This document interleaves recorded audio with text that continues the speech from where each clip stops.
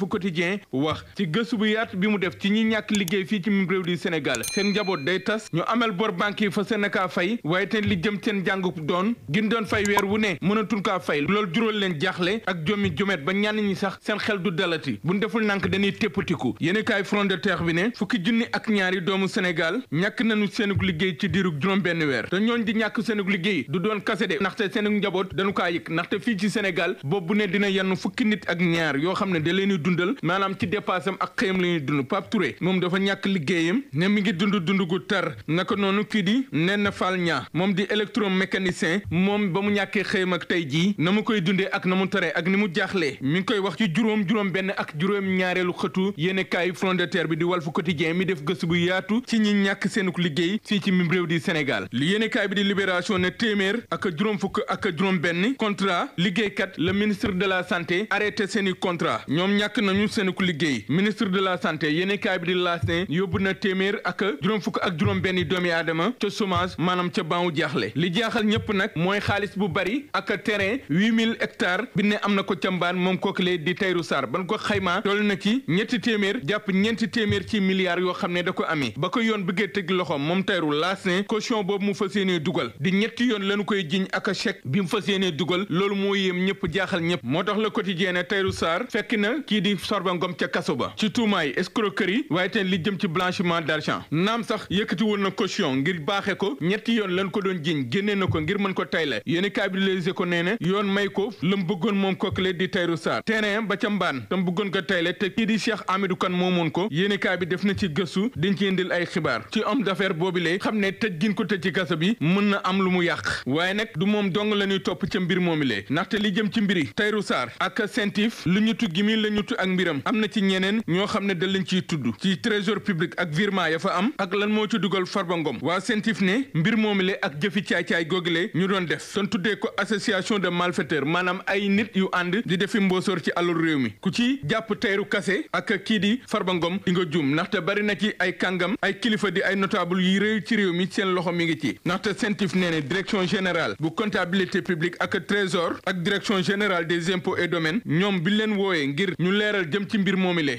indi ci ay xibaar ngir enquête bi ñoom danoo lànk bañ mbir mi ngi amoon fukki fan ak juróom benn ci weeru octobre atum 2024 moo tax Libération ne lii association de malfaiteurs la lu mooy Farba Ngom ak Tahirou Sarr yeneen li loxoy kilifa ñi ngi ci bokk ci trésor public comptabilité publique ak direction générale des impôts et domaines moo tax ñu téere Tahirou Sarr naam dugal na caution Libération ne yóbbu nañ ko ca kaso lan lay xaar ba tey ji moom kookile di Moustapha Diop ci mbiri Tabaski Ngom gin koy tudd Libération ne kii di juge financier bi topp ay mbiram bind na garde des Sceaux ministre de la justice ngir ñu lijjanti mbiri Moustapha Diop ndaxte am na lu ci laxasu ñoom ñëpp nag seen baay di président Macky Sall ki di Moustapha Sarré jàpp nu li jiig njaak mooy njaak ci fop gi ñu fop alal réew mi ak sàcc gin ko sàcc ginnaaw Macky ak kàddu yamu yëkkati ca GIA Jeune Afrique naan ragalul di fëggi dënn Moustapha Sarré ne Macky Sall na wàcc ci réew mi ndaxte ñii jiñ ñëpp ci fop alal réew mi bu dee am na kenn koo xam ne moo leen ci doon jàppale mooy président Macky Sall mooy chef de gang bi moo tax le quotidien ne ni Moustapha Sarré waxee démb ci RFM rajo Futur Média mooy wane ni nguur gi ñi ngi ci tànk yi kii di président Macky Sall ndaxte porte parole du gouvernement nee na Macky Sall na wàcc ci réew mi bu ñëwee dina fi fekk yoonu réew mi ñu lijjanti ay mbiram ndaxte ab chef de gang la kan mooy chefu opposition bi la yéenekaay bi di Walf Quotidien di laaj